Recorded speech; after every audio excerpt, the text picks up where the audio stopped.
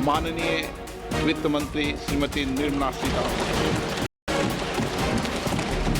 Honorable Speaker, I present the budget for 24-25. जी हाँ, headline के जरिए तो आप समझ गए होंगे कि आखिर इस बजट की बड़ी बातें क्या हैं, क्या टेक अवे हैं, लेकिन सबसे अहम है इस बजट का बारीक और आसान भाषा में विश्लेषण। चूंकि हम बिजनेस चैनल हैं तो आज हमारे पैनल में आपको तमाम एक्सपर्ट्स का एक मिश्रण देखने को मिलेगा। जी हां, हमारे साथ इकोनॉमिस्ट भी जुड़ेंगे, हमारे साथ पॉलिटिकल धड़े के लोग भी जुड़ेंगे, हम अलग अलग सेक्टर को भी बारीकी से देखेंगे। और इन सब के बीच में जरा मैं परिचय करा दूं, हमारे साथ फिलहाल दो बेहद खास मेहमान जुड़ रहे हैं। हमारे साथ इस वक्त हैं गरिमा कपूर जी, जो कि इकोनॉमिस्ट हैं और सीनियर वीपी हैं एलारा कैपिटल से। गरिमा जी, बहुत बहुत स्वागत। और हमारे साथ जाने माने पॉलिटिकल एनालिस्ट विवेक सिंह साहब भी जुड़ रहे हैं। विवेक जी, आपका भी बहुत बहुत स्वागत। गरिमा जी, सबसे पहले मैं आपके पास आना चाहूंगा। उम्मीद यह की जा रही थी कि शायद चुनावों के बाद हो सकता है कि यह सरकार वो जो पॉपुलिस्ट बजट होता है वो राह अपनाए, लेकिन एक बात स्पष्ट हो गई कि सरकार शायद अपनी नीतियों, अपनी पॉलिसीज और अपने आगे के रोड मैप को लेकर बहुत ज्यादा कमिटेड है। चाहे वो कहीं पे भी लोगों को बेहतर तरीके से सुविधाएं पहुंचानी हो, चाहे रूरल डिमांड को पुश करना हो, चाहे अब जो सबसे कंसर्न था जहां पे कि एक युवा पीढ़ी की जेब में पैसा दिया जाए, उसको कहीं ना कहीं उसके लिए रोजगार के मौके खोले जाएं। ये जो पीपीपी मॉडल पर एक नई पहल करने की कोशिश की गई है, उम्मीद करते हैं कि ये कामयाब हो। 500 कंपनियों के साथ करार की बात की जा रही है। हम जान रहे हैं कि ये बहुत बड़ा वर्कफोर्स में तैयार हो जाएंगे। आपकी क्या प्रतिक्रिया है? क्योंकि तमाम अनुमानों से अलग एक बार फिर सरकार ने अपनी कमिटमेंट, अपने फ्यूचर के रोड मैप को बहुत अच्छे से दर्शा दिया है। जी, आप सही कह रहे हैं। एक्चुअली किसी का एक्सपेक्टेशन मार्केट में नहीं था कि ये बजट इतना माइल्ड पॉपुलिज्म लाएगा। In fact the base case expectation तो सभी की ये थी कि एटलीस्ट पीएम किसान मनरेगा में हाइक लाई जाएगी, स्पेशली क्योंकि बहुत सालों से उसमें रिविजन नहीं हुआ है एलोकेशन में। पर एक चीज जो क्लियरली यहाँ से दिख के आती है कि मोदी 3.0 और मोदी 2.0 में कंटिन्यूटी है। Policy continuity in terms of how to drive the economy, and continuity in terms of asset creation. पैसा जेब में डाला जाएगा लेकिन एसेट क्रिएशन के माध्यम से। पैसा दिया जाएगा लेकिन इंटर्नशिप के माध्यम से। एम्प्लॉयमेंट जनरेट करने के लिए डोल्स नहीं दिए जाएंगे, आपको लिंक किया जाएगा ईपीएफओ सब्सक्रिप्शन से। तो मेरे ख्याल से ये जो अप्रोच और उनका जो कोर फैसेट रहा है, या कोर आइडियोलॉजी कह सकते हैं गवर्नमेंट की, बीजेपी लेड एनडीए की, कि they do not believe in डोल आउट्स, ये तो बहुत ही क्लियरली निकल के आई है। In fact 4.9% fiscal consolidation compare to 5% जो हमारा सबका एक्सपेक्टेशन था, मेरा भी एक्सपेक्टेशन था, ये एक और चीज दर्शाता है कि फिस्कल कंसोलिडेशन और मैक्रो स्टेबिलिटी को लेकर ये सरकार बहुत ही सीरियस है।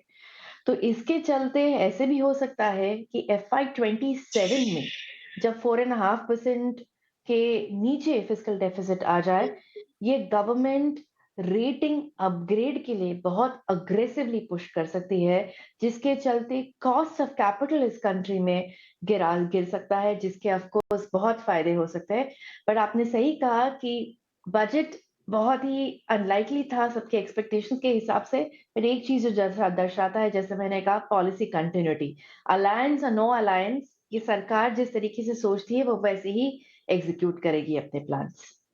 और ये बहुत आवश्यक था, क्योंकि शायद जिस तरह की पूरी दशा और दिशा ये सरकार आगे लेकर चल रही थी, और जिस बात का गरिमा जी ने बहुत ही खूबसूरती से विश्लेषण किया कि साहब आपको पैसे दिए जाएंगे, आपकी जेब में पैसे दिए जाएंगे, लेकिन वो इकोनॉमी को कैसे सहारा देगा उसका उसका जो पूरा खाका है उसे सरकार ने साफ तौर पर खींचा है। इस बीच हमारे साथ और भी तमाम मेहमान जुड़ रहे हैं। मैं बारी बारी से परिचय करा दूं और कुछ मेहमान ऐसे होंगे जो थोड़ा देरी से जुड़ेंगे, लेकिन हमारे साथ इस वक्त विनीता हरिहरन हैं जो कि बीजेपी स्पोक्स पर्सन हैं, वो भी हमारे साथ कार्यक्रम में जुड़ने वाले हैं। इसके अलावा हमारे साथ मयूर पारेख साहब भी जुड़ रहे हैं जो कि जाने माने पॉलिटिकल एनालिस्ट हैं, हमारे साथ चर्चाओं में पहले भी शामिल होते रहे हैं। हमारे साथ विजय सरदाना साहब हैं, आप एग्री इकोनॉमिस्ट हैं, उनसे भी हम चर्चा करेंगे। विजय सरदाना साहब, मैं आपके पास आना चाहूंगा। पॉपुलिस्ट बजट नहीं है, ये तो स्पष्ट हो गया। रूरल डिमांड को लेकर ही एक जो अनुमान है वो शायद तमाम खबरों और बाकी जरिए से सही साबित हुआ है। ये जो तमाम तैयारियां की जा रही हैं, जिस तरह से रूरल पे फोकस बढ़ा है, क्या ये मेजर्स जो हैं वो आने वाले वक्त में असर दिखाएंगे, या आपको लगता है कि और भी कई सारी, क्योंकि इंडस्ट्री के और भी लोगों से चर्चाएं हो रही थी, सरकार बहुत सी बातों को ध्यान में रख रही थी, कुछ बातें शायद इसमें फुलफिल भी नहीं हुई हैं, आपको लगता है कि ये उस दिशा में उठाया गया सही कदम है या कुछ और रिकमेंडेशंस आपकी होंगी? सबसे पहले आपके पैनलिस्ट और दर्शकों को मेरा प्रणाम।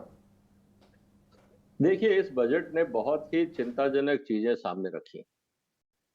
हम अगर स्टेटमेंट पे ना जाएं, देखिए पॉलिटिकल स्टेटमेंट हमेशा वो होता है जो पॉजिटिव दिखता है, लेकिन जैसे कहते हैं ना, डेविल्स आर इन डिटेल। इस बजट में एक स्थिति इतनी खतरनाक सामने आई है कि आज हमारे पास जो लोन लिया हुआ है देश ने, उसको चुकाने के लिए ब्याज के भी पैसे नहीं है। 1,63,000 करोड़ का आपका इंटरेस्ट है और 1,63,000 करोड़ रुपए का आपको बाजार से लोन लेना पड़ रहा है इस ब्याज को चुकाने के लिए। तो जो ये लोग बात कर रहे हैं कि साहब इन्होंने पॉपुलिस्ट मेजर नहीं लिए, साहब पैसे ही नहीं है, आपका दिवाला निकलने वाला है। स्थिति बहुत गंभीर है। अब बात आती है रूरल डेवलपमेंट को लेकर। रूरल डेवलपमेंट में सब्सिडी से काम नहीं चलेगा, आपको फंडामेंटल बदलाव करने होंगे। उदाहरण के लिए अगर आप इकोनॉमिक सर्वे उठा के देखें, आपकी दालों का उत्पादन पिछले साल से कम है। पिछले 3 साल 4 साल में आपकी दालों का जो प्रोडक्शन है वो स्टैग्नेंट है। 70% आप तेल आयात कर रहे हैं। आपके पशुओं के लिए चारा नहीं है। जहां तक बात है, हम बात करते हैं कि हमारे पास फूड सरप्लस है। यहां बजट आपके इकोनॉमिक सर्वे में साफ साफ कहा गया है कि हम लोग फूड इन्फ्लेशन कंट्रोल नहीं कर पा रहे हैं।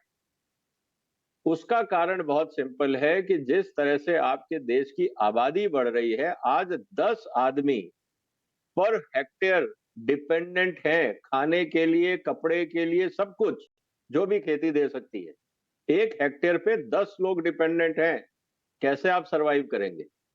इसका मतलब ये है, एक तरफ भारत सरकार, अब मेरे को यहां बड़ा चुनौती वाला काम दिख रहा है। एक तरफ हम कह रहे हैं हम प्रोडक्टिविटी बढ़ाएंगे, किसानों को टेक्नोलॉजी देंगे। दूसरी तरफ यही बजट कहता है हम 1 करोड़ किसानों को नेचुरल फार्मिंग की तरफ लेके जाएंगे।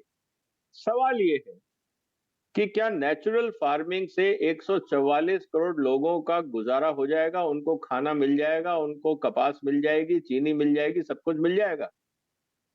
कहने का मतलब ये है कि इस बजट में इतने कॉन्ट्राडिक्शंस हैं और फंडामेंटल इश्यूज इतने सीरियस हैं, हमने उसको अगर ध्यान से नहीं एड्रेस किया तो खाद्य सुरक्षा भी खतरे में पड़ जाएगी।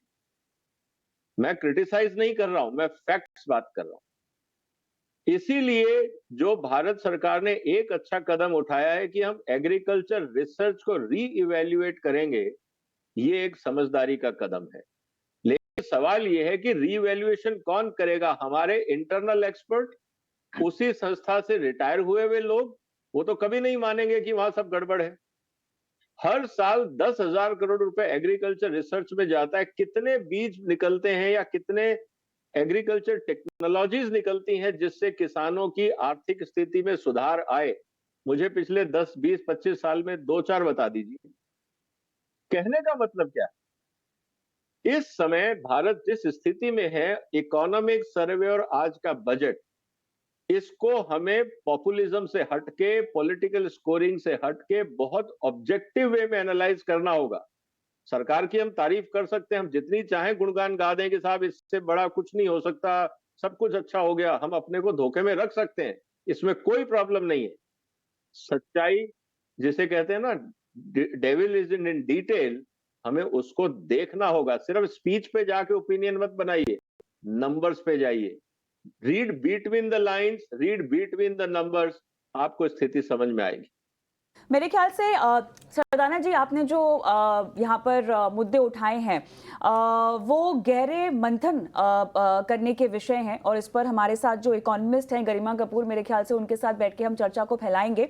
लेकिन इस बीच मेरे साथ प्रवीण कुशवाहा कांग्रेस के प्रदेश स्पोक्सपर्सन भी जुड़ चुके हैं। एक उनका मैं टेक लेती हूँ और उसके बाद चर्चा को मुझे थोड़ा सा और खोलना है, राजनीतिक पहलू भी हमें समझना होगा, और साथ ही जो आपने मुद्दे उठाए हैं जिसमें रीवैल्यूएशन की बात करें, इम्प्लीमेंटेशन की बात करें, अकाउंटेबिलिटी की बात करें, मेरे ख्याल से एग्री ही नहीं तमाम सेक्टर्स पर ये सवाल खड़े हो सकते हैं। और मेरे ख्याल से आज की इस चर्चा का मकसद ही यही होगा कि इन सब पर राय रखी जाए और ये पता लगाया जाए कि कैसे प्लानिंग एक तरफ होती है, इम्प्लीमेंटेशन जो होती है वो एक तरफ होती है, और कैसे उस पर आगे बढ़ा जाए। लेकिन प्रवीण जी, आपका स्वागत है। बताइएगा, राजनीतिक रंग अगर हमें देखना हो इस बजट में तो आप कैसे देखते हैं उसको?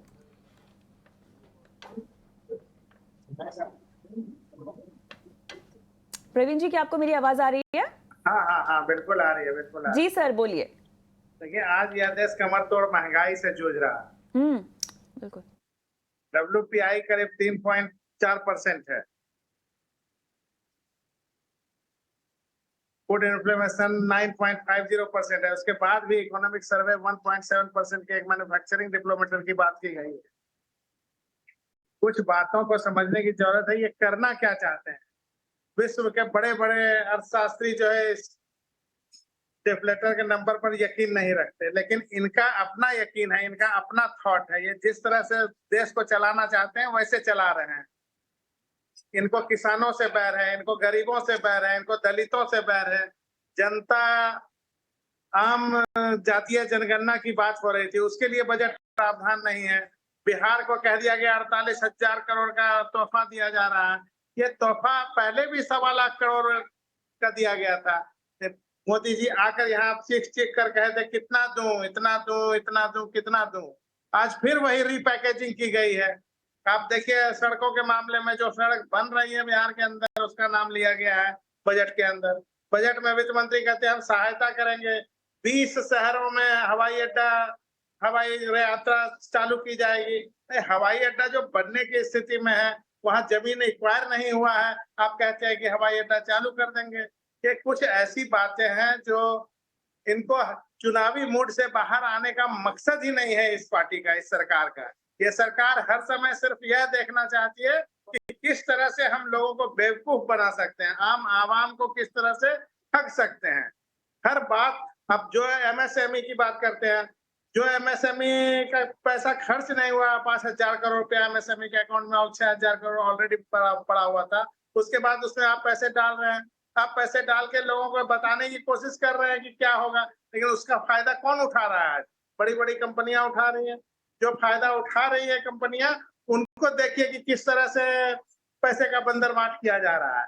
हम समझते हैं कि इनको देश के आम आवाम से मतलब ही नहीं है इस सरकार को। उनको उनकी जरूरतें क्या है, उनकी जरूरतों पर कोई फोकस नहीं किया गया है। आज गरीब को क्या चाहिए उससे मतलब नहीं है इनका। प्रवीण सर, तो प्रवीण जी, आपके मुताबिक बिल्कुल राजनीतिक मोड़ से सरकार बाहर ही नहीं निकल पाई है और आम आदमी की बिल्कुल भी चिंता नहीं है। मयूर पारेख के पास में जाती हूँ, राजनीतिक विश्लेषक भी है और लगातार इनसे बातचीत होती रहती है। मयूर, आपसे आप समझना है हमें आपसे ये कि देखिए, बजट से कुछ उम्मीदें थी, अपेक्षाएं थी, यहाँ पर उन अपेक्षाओं में राजनीतिक संकेत जो हमें चुनाव से मिले उन सबको समेटने की कोशिश की गई। प्रवीण जी यहाँ पर कह रहे हैं कि कुछ नहीं मिला है, सरकार अभी भी जो है अपने राजनीतिक मोड में ही जाती हुई दिखाई दे रही है। मेरा सवाल आपसे ये है, जो मुद्दे प्रवीण जी ने उठाए हैं उससे अगर हम आगे बढ़े, रोजगार जो कि चुनावी मुद्दा था, एजुकेशन, शिक्षा जो एक चुनावी मुद्दा था, एमएसएमई जो चुनावी मुद्दा था, हाउसिंग, अफोर्डेबल हाउसिंग चुनावी जो मुद्दा था, इन सब को जो है कवर करने की कोशिश की गई। गरिमा बोल रही है कि बहुत माइल्डली पॉपुलिज्म यहाँ पर हमें बजट में आने को देखने को मिली है, लेकिन जिस तरह की नीतियां जो स्थापित की गई थी उसकी कंटिन्यूटी में कोई ब्रेक नहीं है। तो राजनीतिक विश्लेषक तो आप हैं ही, उसके नजरिए के साथ साथ मुझे बताइए कि जो बेहतर और विकसित भारत के भविष्य की हम बात कर रहे हैं, जो सपना हम देख रहे हैं, उस ओर ये बजट कितना आपको अग्रसर दिखाई दे रहा है? देखिए, सबसे इंपॉर्टेंट और सबसे पहली बात यह है कि ये थर्ड टर्म की गवर्नमेंट का और निर्मला सीतारमण इनका 7वां बजट, और ये गवर्नमेंट जिस तरह से फॉर्म हुई है, एनडीए की गवर्नमेंट है, बीजेपी के पास अपना खुद का मैंडेट नहीं है। तो जब ये गवर्नमेंट फॉर्म हुई उसी समय इस बात को प्रेडिक्ट किया गया था कि अब तक के पिछले जो बजट आए हैं 10 सालों के, उस बजट में और इस बजट में अंतर होगा, और वो अंतर हमें यहाँ पे साफ तरीके से देखने को मिल रहा है। उनके पॉलिटिकल कंपल्शंस में जो दो सबसे बड़े अलायंस हैं, आंध्र प्रदेश से चंद्रबाबू नायडू टीडीपी और साथ ही नीतीश कुमार बिहार से, क्लियरली हमें देखने को मिला कि इन्हें एक स्पेशल रास्ता मिला, एक रेड कारपेट मिला। इसी के साथ जो ऑपोजिशन है वो लगातार बात कर रहा है यूथ की, एम्प्लॉयमेंट की, मनी जनरेशन की, तो उसे रिजॉल्व करते हुए हमें ये देखने को मिला कि गवर्नमेंट ने यूथ के ऊपर ध्यान दिया है, एम्प्लॉयमेंट जनरेशन के लिए, इंटर्नशिप के दौरान पैसे देने के लिए, ये सारी चीजों का ध्यान दिया गया। कुल मिला करके हम अगर ये एक्सपेक्ट करें कि पिछले जो 10 बजट आए जो भारी रिफॉर्म्स लेके आए, जहां पे सरकार जो सोचती थी उसे लागू करने की दिशा में कड़े कदम उठा रही, वो हमें यहां देखने को नहीं मिला, और ये एक्सपेक्टेड था। ये ही नहीं, यहाँ के आगे के बजट में भी हमें इसका आगे के स्टेप्स जो है वो देखने को मिलेगा। कुल मिलाकर के एक बात साफ है कि ये बजट देश को आगे तो बढ़ाएगा ही, साथ ही पॉलिटिकल इक्वेशंस को संभालने की इसमें हमें साफ तौर पे कवायद दिखती है। पॉलिटिकल इक्वेशन को संभालने की कवायद तो है, लेकिन शायद वो गठबंधन के जो धर्म है, और चूंकि आज भी जब सुबह तमाम अखबारों में जब सुर्खियां बन रही थी तो बार बार यही हो रहा था कि बिहार को जो विशेष राज्य का दर्जा मिलना चाहिए था, एक बार फिर उस प्रस्ताव को ठुकरा दिया गया है। लेकिन शायद बजट में वो एक मिडिल रोड अपनाया गया है, और शायद इस पे विपक्ष का सवाल उठाना भी लाजमी है। विवेक, आपके पास आना चाहूंगा, क्या ये एक जो पूरे चुनाव के दौरान कह सकते हैं बीजेपी को डेंट लगा, उसके बाद उम्मीद की जा रही थी कि शायद आम आदमी के लिए कुछ ऐसा आ सकता है जिसके जरिए शायद उस जो कहते हैं कि जो एक डेंट लगा था उसकी भरपाई हो जाएगी, वहां पर थोड़ा सा डैमेज कंट्रोल हो पाएगा। क्या आपको लगता है कि आने वाले राज्यों के चुनाव के लिहाज से अब बीजेपी ने इस लिहाज से भी एक मौका दे दिया है शायद? क्योंकि देखिए, बजट अगर जिस तरह से आगे के रोड मैप की बात की जा रही है, उस हिसाब से तमाम विश्लेषक भी ये मानते हैं कि कहीं बेहतर कहीं बदतर है, कहीं क्रिटिकल भी होना पड़ेगा, कहीं आपको इस बजट को बेहतर भी बनाना पड़ेगा। लेकिन एक जो कहते हैं ना कि पॉलिटिकल धरातल पर जब इसे नापेंगे तो कुछ ना कुछ नुकसान तो जरूर ये दिखता है। जी सबको नमस्कार। मैं एक बात करेक्शन कर दूं कि देखिए, मैं एज ए पॉलिटिकल एनालिस्ट तो बैठता हूं, लेकिन उससे बहुत ज्यादा मैं एज एन इकोनॉमिस्ट के रूप में चैनल पे बैठता हूं। देखिए, आप जब बजट की बात कर रहे हैं तो इसमें हमें कोई इसका राजनीतिकरण नहीं किया जाना चाहिए। बजट देखिए, बजट एक संतुलन का खेल होता है, और आपके जो भी आपके रेवेन्यू है और जो भी आपके एक्सपेंडिचर है उसमें आपको बैलेंस बनाने की एक जो है आपको कार्य करना पड़ता है। तो देखिए, अगर आपको बजट देखना है तो ऐसा नहीं कर सकते किसके लिए ज्यादा किया किसके लिए कम किया। हमें बजट को एक समग्रता के रूप में देखना चाहिए, तभी जो है वाजिब होगा। देखिए, अगर आपको बजट को समझना है तो तुमको 4-5 एस्पेक्ट को समझना पड़ेगा। पहले जो है वो है ग्रोथ। देखिए हम 2047 में डेवलप्ड कंट्री बनना चाहते हैं, उसके लिए जो है ग्रोथ पे फोकस होना चाहिए। और आप देखिए लगातार जो है 7 से 8% के आसपास हमारी जीडीपी की ग्रोथ रेट है। तो कहीं न कहीं एमएसएमई सेक्टर पे फोकस किया गया है, फॉरेन डायरेक्ट इन्वेस्टमेंट पे फोकस किया गया है। और आपको अगर देखें तो कुल मिला के अगर एमएसएमई सेक्टर में 100 करोड़ रुपए तक का आप मशीनरी या टेक्नोलॉजी आप इम्पोर्ट कर सकते हैं। उसके अलावा जो है आपको 10 लाख तक का मुद्रा लोन पे जो है सीमा को बढ़ा दिया गया है, 20 लाख कर दिया गया है। तो देखिए अगर आप ग्रोथ पे फोकस करना चाहिए, क्योंकि आपको ग्रोथ पे तो फोकस करना ही पड़ेगा। और ऐसा बहुत कम देश दुनिया में है जो कि हाई ग्रोथ है और लो इन्फ्लेशन है। तो आपने जो है ग्रोथ को फोकस करने का पूरा यहाँ पे प्रयास किया गया है, ताकि हमारी इकोनॉमिक एक्टिविटी चाहे वो सर्विस सेक्टर हो, चाहे वो हमारा एग्रीकल्चर सेक्टर हो या मैन्युफैक्चरिंग सेक्टर हो, एमएसएमई सेक्टर क्योंकि बहुत इंपॉर्टेंट है, तो उस पे पूरा फोकस किया गया है। दूसरा आप जो है संतुलन बनाना पड़ेगा, क्योंकि आपको देखना पड़ेगा कि आपके यहाँ पे जो भी लोग हैं, क्योंकि आपको जो बेसिक मेजर्स हैं, जो आपको लोगों को जो फायदे पहुंचाने हैं, जो कि सामाजिक जो सुरक्षा जो आपको देनी है, वो तो आपको करना पड़ेगा। तो यहाँ पे 80 लाख लोगों को, 80 करोड़ लोगों को आप जो है फ्री का राशन दे रहे हैं। इसके अलावा बहुत सारी जो है योजनाएं हैं जो कि चल रही है, तो उसमें तो आपको पैसा खर्च करना पड़ेगा। तीसरा देखना पड़ेगा कि रूरल सेक्टर जो है उसकी इकोनॉमी को आपको बढ़ाने के लिए आपने क्या किया है। तो देखिए उसके लिए भी सरकार ने बहुत सारे काम किए हैं, क्योंकि अगर आप एग्रीकल्चर में देखो तो 1.52 लाख करोड़ का इसमें आवंटन किया गया है। अगर आप देखिए रूरल डेवलपमेंट में 2.66 लाख करोड़ का किया गया है। और एक बात बहुत महत्वपूर्ण है कि अगर आपको एजुकेशन सिस्टम ठीक करना पड़ेगा, न्यू एजुकेशन पॉलिसी है, इसके बाद 1.48 लाख करोड़ का जो एजुकेशन का प्रावधान किया गया है। और सबसे ज्यादा फोकस है जो गवर्नमेंट, देखिए अभी बात हो रही थी ना इकोनॉमिक सर्वे का, इकोनॉमिक सर्वे जब हमने देखा तो उसमें लिखा गया है लगभग 7.5 मिलियन जॉब्स की रिक्वायरमेंट हर साल आपको एज ए गवर्नमेंट आपको करनी पड़ेगी। तो सारा का सारा फोकस उस पे है। आपने 1 करोड़ लोगों को आप जो है उनका आप इंटर्नशिप देने का आप प्लानिंग कर रहे हैं 5 साल में। आप 4 करोड़ लोगों को आप जो है उनका स्किल को अपडेट करने की कोशिश कर रहे हैं। तो कहीं ना कहीं 5 करोड़ लोगों को, युवाओं को आप जो है स्किल डेवलपमेंट करेंगे। और उसके बाद वो रोजगार, जो कि एक जो है स्किल बहुत बड़ी समस्या है भारत के लिए। लोग तो हैं, एजुकेटेड तो है, लेकिन उनके पास स्किल नहीं है ताकि इंडस्ट्री में जाके अच्छा परफॉर्म कर सके। तो उस पर सरकार ने फोकस किया है।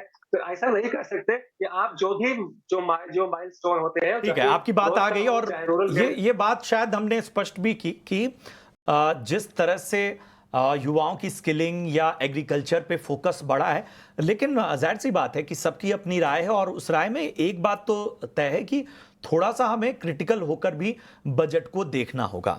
हमारे साथ विनीता हरिहरन है, प्रवक्ता हैं बीजेपी से। विनीता जी, बहुत बहुत स्वागत आपका कार्यक्रम में। आप देर से जुड़ी, लेकिन हमारे एग्री इकोनॉमिस्ट और हमारे इस पैनल में मौजूद आपकी विपक्षी पार्टी कांग्रेस के प्रवक्ता, इन दोनों लोगों का मानना है कि इस बजट में थोड़ा और फोकस बढ़ाना चाहिए था, खासतौर पे जिस तरह से सरकार एक हाथ से दे रही है तो दूसरे हाथ से ले रही है।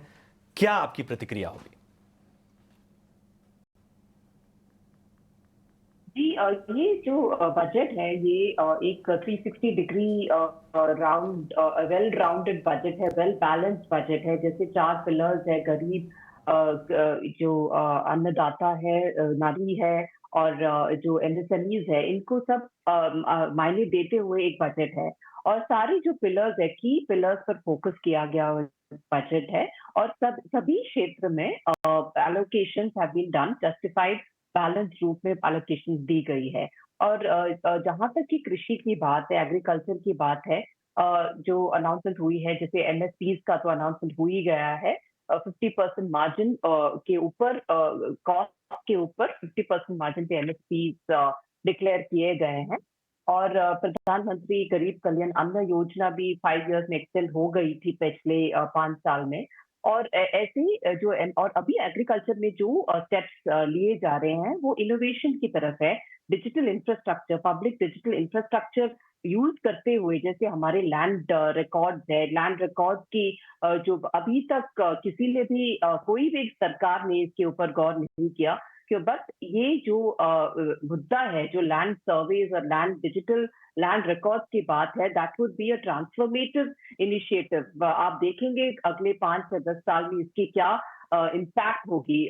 जो लैंड की जो डिजिटलाइजेशन और टाइटल डीड्स की डिजिटलाइजेशन की बात हो रही है, तो ये तो एकदम it's ahead of its time, but लेकिन बहुत पहले करनी चाहिए थी। लेकिन अभी जो बजट है, जो हमने मूल सुविधा योजना की थ्रू हमने मूल सुविधाओं का लगभग हम उस पे एक we have got some traction, जैसे बेसिक कम्युनिटीज हो गई, जैसे जल जीवन मिशन की थ्रू टैप्स की बात हुई, या फिर बेसिक स्वच्छ भारत मिशन की बात, टॉयलेट की सैनिटेशन की बात, या फिर हाउसिंग, गैस कनेक्शन, ये मूल सुविधाओं से ऊपर उठ के अभी इनोवेशन, डिजिटलाइजेशन और स्ट्रैटेजिक इनिशिएटिव पर ध्यान दे रही है बजट, और स्किलिंग और अनएम्प्लॉयमेंट पर गौर दे रही है। बिकॉज ये एक मुद्दा है, जैसे जैसे पॉपुलेशन बढ़ती जा रही है, अनएम्प्लॉयमेंट और skilling of youth towards gainful employment, जो स्ट्रक्चरल अनएम्प्लॉयमेंट की बात हो रही है अभी, ये बात हमने एक्नॉलेज की है कि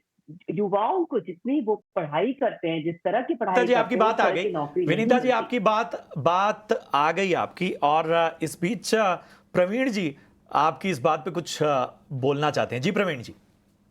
इतना कहना चाहते हैं कि हमारे साथी प्रवक्ता जो बीजेपी के हैं, उनको ये समझना चाहिए, वो तीसरे टर्म की बात करनी चाहिए उनको।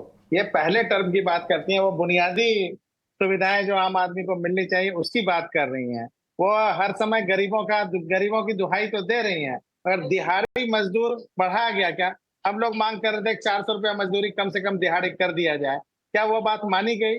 आप शिक्षा की बात करती हैं, शिक्षा के मामले में क्या एजुकेशन लोन से आज जूझ रहे हैं, उनकी समस्याओं को दूर किया गया? उनके लिए कुछ एजुकेशन लोन को ही माफ कर दिए होते? ये सारे ऐसी चीजें हैं जो ये बोलने में सुनने में तो बड़ी अच्छी लगती हैं, और ये लोग बोलते हैं हमेशा, लेकिन ये भूल जाते हैं कि चलिए इसी पे मुझे ब्रेक पर जाना होगा, तो एक क्विक व्यू मैं विनीता जी से ले लेता हूं। विनीता जी, विपक्षी पार्टियां हमेशा ये बात कहती हैं कि आपकी पार्टी लोन माफ क्यों नहीं करती है, मतलब एजुकेशन लोन हो या कृषि लोन हो, पहले की सरकारें करती रही हैं, और एक बार फिर जो हैं प्रवीण जी ने वही बात दोहराई है। बताइए क्या ये तीसरा टर्म है उनका, स्किल अगर इतना डेवलप हुआ होता तो एजुकेशन लोन चुका दिए होते ना। चले प्रवीण जी आपकी बात आ गई, विनीता जी को बात कहने दीजिए। नहीं, जैसे लोन की बात जो विषय होती है, एमएसएमईज भी बोलते हैं कि लोन सब्सिडीज क्यों नहीं देते, लोन्स क्यों दे रहे हैं आप, लेकिन हमारे अंदर भी एक एस्पिरेशन होनी चाहिए, एक इंसेंटिव होनी चाहिए कि हम भी कमा के लोन चुका पाए, हम इतने कैपेसिटी डेवलपमेंट करें कि हम लोन चुका पाए। और एजुकेशनल लोन्स, अगर एजुकेशनल लोन्स लेते हैं स्टूडेंट्स, तो वो उस तरह की नौकरी ढूंढेंगे और नौकरी के बाद वो लोन चुकाएंगे। तो एक एस्पिरेशनल होनी चाहिए, एक कोई गोल होनी चाहिए, जो भी स्टूडेंट हो या एमएसएमई हो। प्रवीण जी, मुझे लगता है कि यही बात। चलिए प्रवीण जी, हम न्यूज़ चैनल नहीं है, बात सबको रखने का हक है, और हम इसीलिए बारी बारी से सबके पास आते हैं और सबकी बात पूरी सुनते हैं। और मैं इसमें यही जोड़ना चाहूँगा कि मुझे लग रहा है कि आप शायद विनीता जी की बात से संतुष्ट नहीं होंगे। चलिए आगे इस चर्चा को जारी रखेंगे, ब्रेक लेंगे, लेकिन ब्रेक पर जाने से पहले आपको बता दें कि कैपिटल गेन टैक्स को सरल करने के मकसद से बजट में प्रावधान किए गए हैं, ये कहना है राजस्व सचिव संजय मल्होत्रा का। उनसे खास बातचीत की हमारे सहयोगी प्रकाश प्रियदर्शी ने। ये बातचीत सुनिए, ब्रेक के बाद फिर लौटते हैं। आज बजट में जो अनाउंसमेंट हुए हैं, तो एक रिपोर्टर के तौर पे मेरा फ़र्ज़ है कि पहला क्वेश्चन मैं एलटीसीजी और short term capital gain tax पे जो बदलाव हुए हैं उस पे पूछूं। इसके पीछे का मकसद क्या है, क्योंकि इस बात की संभावना थी कि सरकार 9 मंथ्स का फाइनेंशियल ईयर है आफ्टर इंटरिम बजट, तो शायद ये डिसीजन इस वक्त नहीं लेगी, बाद में लेगी। इसके पीछे की वजह क्या रही है कि इस वक्त ये डिसीजन लिया गया? नहीं, ये देखिए, पहले जो बजट था वो अंतरिम बजट था, राइट। तो निश्चित रूप से अंतरिम बजट में कोई भी आपने देखा कि टैक्स संबंधी हमारा कोई भी प्रस्ताव नहीं था। तो जो इस वर्ष का जो बजट है वो पहला बजट यही है, तो इसलिए ये सही समय था। नई सरकार है, नया इस वर्ष का पहला पूर्ण बजट है, तो इसलिए ये ही एक समय था। और ये बात आपको मालूम है कि काफ़ी समय से आ रही थी कि कैपिटल गेन्स को हम सरल करें। आपको जैसा कि मालूम है, सरकार की हर समय ये मंशा रही है, उद्देश्य रहा है कि हम अपने जनता के लिए सभी नियम कानून और विशेष करके जो कर संबंधी कानून है, नियम है, उनको हम सरल करें ताकि वो आसानी से समझ सकें और अपना कर का दायित्व निभा सकें। उसी दिशा में जीएसटी को सरल किया गया, इनडायरेक्ट टैक्सेस को सरल किया गया, प्रत्यक्ष करों को और जीएसटी लाया गया। कॉर्पोरेट टैक्स में भी जो एग्जेम्पशंस, डिडक्शंस हैं वो हटाई गई। नई tax regime personal income tax की लाई गई, जो कि पिछले वर्ष हमने काफ़ी उसको आकर्षक बनाया। रिलीफ 37,500 रुपये तक का जो है रिलीफ दिया। आज के दिन में 68% लोग उसके अंदर में आए हैं, जैसा कि माननीय वित्त मंत्री ने बताया। उसी दिशा में कैपिटल गेंस को भी सिंप्लीफाई किया। एक चीज़ मैं आपके दर्शकों को बताना चाहूँगा, ये बात एक इंडेक्सेशन की आ रही है, उस पर कई तरह के जो है साहब, ये इंडेक्सेशन से बहुत ज़्यादा नुकसान होगा, शायद नुकसान हो जाएगा। मैं आपको उदाहरण देना चाहूँगा। अभी मैं आ रहा था ANI का इंटरव्यू करके, तो माफ़ करना चाहूँगा, नाम बताना सही नहीं है, लेकिन उन्होंने कहा कि साहब मेरा क्या होगा, कार्ड मेरे पास पड़ा उनका, तो उन्होंने मेरे से कहा कि साहब ये इंडेक्सेशन से मेरे को तो बहुत नुकसान हो जाएगा, मेरे को लाभ मिलेगा या नहीं मिलेगा। ओके। मैंने उससे पूछा कि साहब बताइए, आप जो है ये आपने प्रॉपर्टी कब खरीदी थी? बोला 2005 में। और जो है मैंने कहा कितने में खरीदी थी? कहा साहब 20 लाख रुपए में। आज दाम क्या है? बोले साहब 2 करोड़ रुपया लाभ है, 2 करोड़ रुपया है। तो मैंने कहा आपको तो फिर नई प्रणाली से बहुत आपको तो फ़ायदा होना चाहिए। तो मैंने कैलकुलेट किया उनके लिए, जो 20 लाख रुपए है वो इंडेक्सेशन का उसको लाभ मिलता तो आज के दिन में 60 लाख रुपए होता कॉस्ट उसकी। ओके। 20 लाख रुपए को इंडेक्स करते हैं 3 गुना हो रहा है आज के दिन में। वो मोबाइल से निकाल करके उनको दिखाया 60 लाख। 2 करोड़ में से आप 60 लाख निकाल दीजिए, 1 करोड़ 40 लाख रुपए के ऊपर में आप 20% टैक्स देते हो तो कितना बनता? बोला साहब 28 लाख रुपए बनता। राइट। मैंने कहा आज के दिन में कितना बनेगा? सब आज के दिन में तो ज़्यादा बनेगा। मैंने कहा कैसे? तो 2 करोड़ में से आप 20 लाख निकालिए, 1 करोड़ 80 लाख पे अब आपको 12.5% देना है। पहले 20% देना पड़ रहा था, अब 12.5% देना है। राइट। उसको उसने कैलकुलेट किया, बोला साहब 22.5 लाख रुपया। तो कौन सी लाभदायक हुई? तो जीता ज़्यादा करीब 6 लाख रुपए का बेनिफिट, 6 लाख 5.5 लाख रुपए का उसको। क्योंकि क्या है, देखिए कि रियल एस्टेट में हमने दरें ज़रूर, इंडेक्सेशन का लाभ हमने ज़रूर हटाया है, लेकिन दर जो है हमने अब 20% नहीं है, वो 12.5% है। वो इसीलिए कम की है 12.5%, ताकि जो है वो ताकि उसको भार जो है, जो इंडेक्सेशन का जो उसको लाभ हो रहा था, वो उसकी भरपाई हम यहाँ पे कम दर करके उसको दे दें। तो हमारा ये अनुमान है कि अधिकतर लोगों को इससे लाभ होगा। कुछ लोगों को, हाँ, जहाँ पे इंडेक्सेशन ज़्यादा हो रही है, 60 लाख पे पहुँच गया, लेकिन अब प्रॉपर्टी आज के दिन में 1 करोड़ ही है, 80 लाख ही है, तो वहाँ पे उसको नुकसान हो सकता है। लेकिन 20 साल में प्रॉपर्टी के दाम जो है काफ़ी बढ़ जाते हैं, आपको भी मालूम है ये।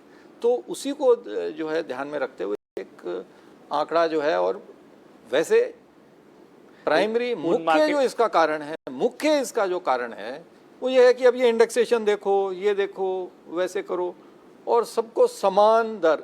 पैसा तो देखिए ऐसा है कि आपने स्टॉक में डाला 20 लाख रुपया, वो आज के दिन में 2 करोड़ हो गया, या आपने किसी घर में डाला, वो आज के दिन में 2 करोड़ हो गया और आप बेच रहे हो। अगर आप उससे वापस से घर ले लेते हो तो कोई टैक्स नहीं है, तो कोई टैक्स नहीं है, ये आपको मालूम है, उसमें हमने कोई बदलाव नहीं किया है।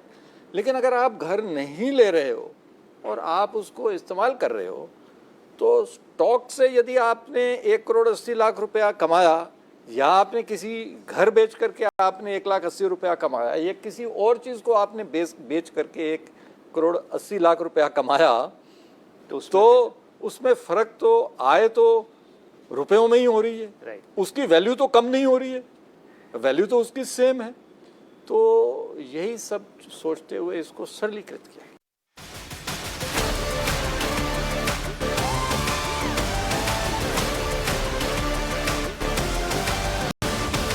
बुलंद भारत का बजट, आप ये पेशकश हमारे साथ देख रहे हैं और हमारे साथ मेहमान के तौर पर विवेक सिंह बने हुए हैं, हमारे साथ मयूर पारेख और विनीता हरिहरन भी बनी हुई है। विनीता जी, आपके पास आऊंगी मैं, क्योंकि सरकार का नजरिया मिडिल क्लास के लिए क्या है हमें वो समझना है।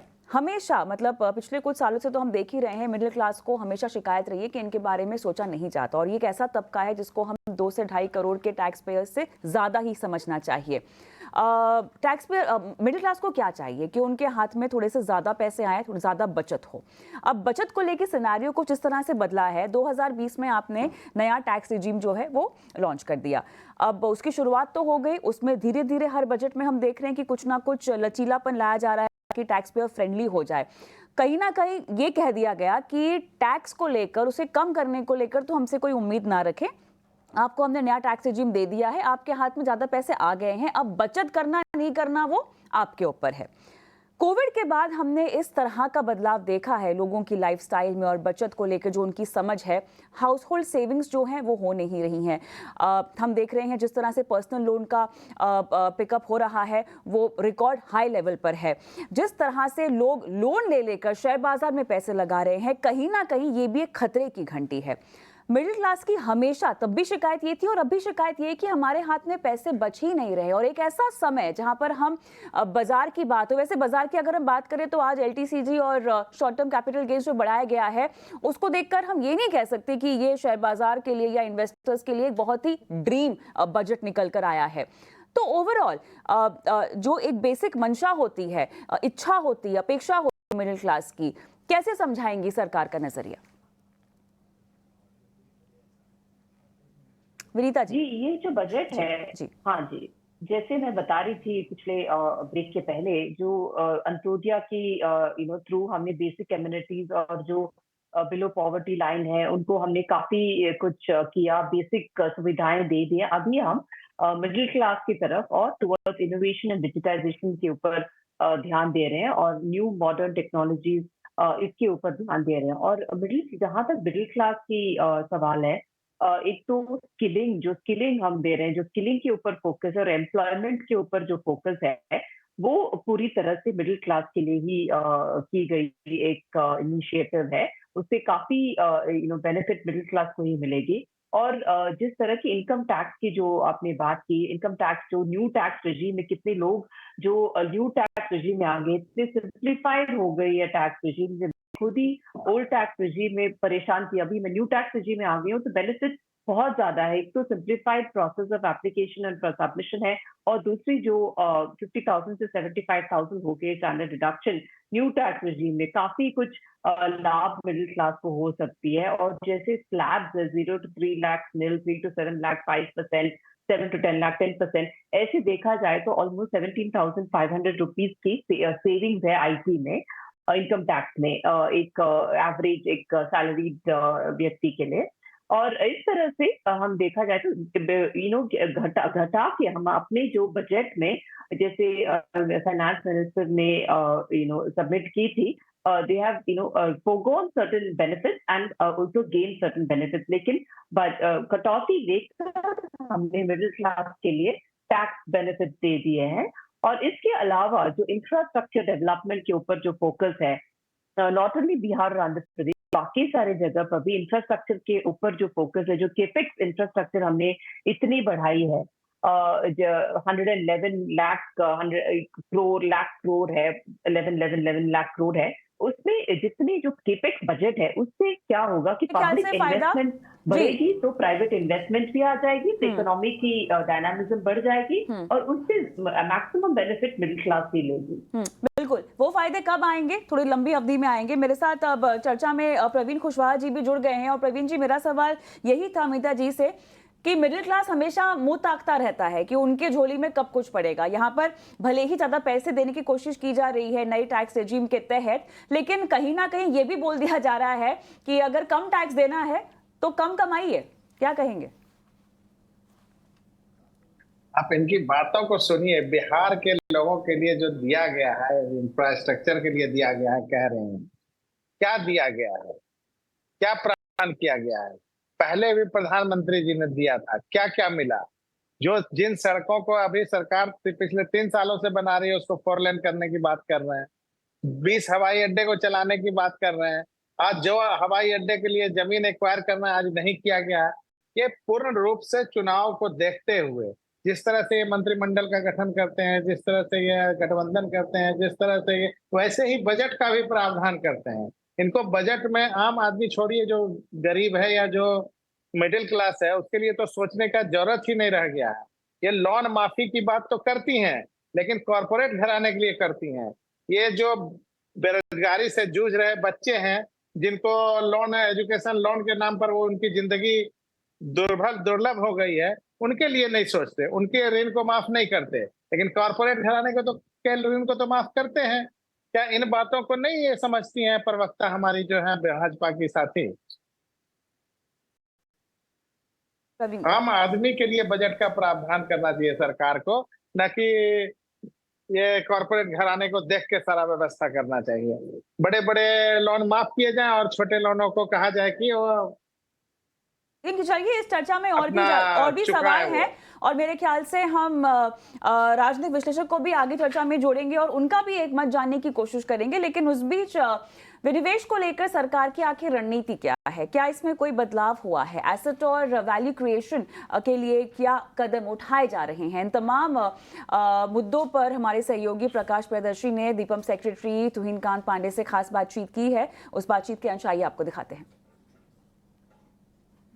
जो 50,000 करोड़ का आपने टारगेट रखा है वो सिर्फ डिसइन्वेस्टमेंट के जरिए नहीं है, जो दूसरे तरह के जो एसेट मोनेटाइजेशन है कंबाइंड टारगेट है। तो क्या ये शिफ्ट इन स्ट्रैटेजी है और ये आने वाले टाइम में ही स्ट्रैटेजी के साथ गवर्नमेंट आगे बढ़ेगी जहाँ तक डिसइन्वेस्टमेंट और एसेट मोनेटाइजेशन का सवाल है? जी ओके, ये शिफ्ट इन स्ट्रैटेजी है और उसके कई कारण हैं।